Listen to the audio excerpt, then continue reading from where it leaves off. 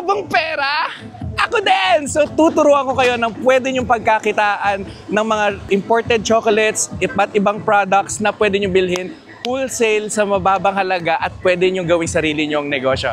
Let's go! Dito sa Fast Break Warehouse Store, nag-soft opening na noong October 23. Open na sila for inquiries and walk-in customers. So, pwede ka bumili ng single products, may mga presyo rin yan. Pero mas okay kung bibili ka ng bulto kasi mas makakamura ka. So, they're open from 9 a.m. to 8 p.m. every weekdays and 9 a.m. to 9 p.m.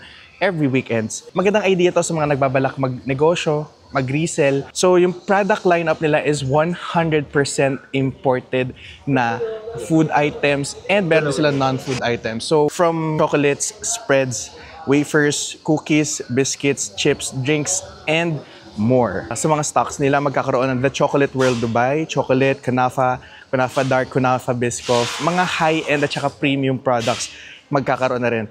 Pagka nagkaroon ka ng minimum purchase of 50,000 pesos, magkakaroon ka pa ng additional 12% off. Pagka nagkaroon ka ng minimum purchase of 100,000 worth of products, mas malaking discount. So, if you're interested, pag bumili ka ng wholesale products sa kanila, meron silang conference room dito na pwedeng pag-usapan, tips and recommendations kung mas paano ka makakakita dahil ganun kabait yung owner nito.